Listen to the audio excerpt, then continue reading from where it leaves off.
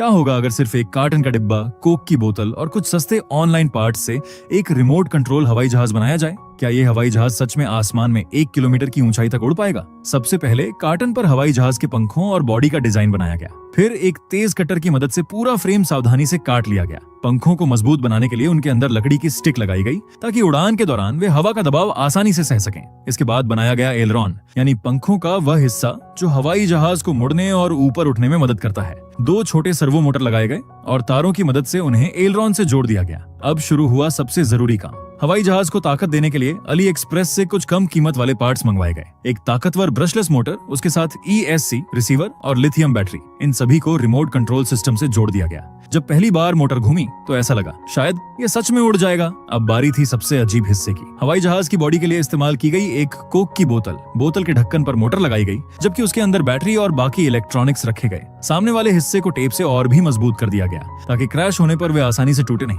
अब सब कुछ तैयार था और अब आने वाला था वह अविश्वसनीय पल। थ्रॉटल बढ़ाया गया, हवाई जहाज दौड़ा, लेकिन सिर्फ 2 मीटर आगे जाकर धड़ाम। ऐसा लग रहा था जैसे कोई अदृश्य ताकत उसे बार बार एक तरफ धक्का देकर गिरा रही हो। हर कोशिश में वही नतीजा, लेकिन इस मोड़ पर हार मानना बिल्कुल भी मंजूर नहीं था। पंखों के दोनों सिरों पर स्टेबलाइजर लगाए गए। कोक की बोतल बदलकर पूरे हवाई जहाज को और हल्का बनाया गया। पीछे एक नई टेल भी लगा दी गई। अब आखिरी बार फिर से कोशिश की गई। मोटर चालू हुई, हवाई जहाज को हल्का सा उछाला गया और फिर वह सच में उड़ गया। शुरुआत में उसे कंट्रोल करना आसान नहीं था, लेकिन कुछ बार अभ्यास करने के बाद हवाई जहाज सिर्फ सीधा ही नहीं उड़ा, बल्कि आसमान में शानदार टर्न ली, तेज डाइव लगाए और छोटे छोटे एरोबेटिक करतब भी दिखाए। लेकिन अफसोस की बात यह थी कि वह ज्यादा से ज्यादा 100 से 150 मीटर की ऊंचाई तक ही पहुंच पाया। तो दोस्तों, आपके बचपन का सपना क्या था?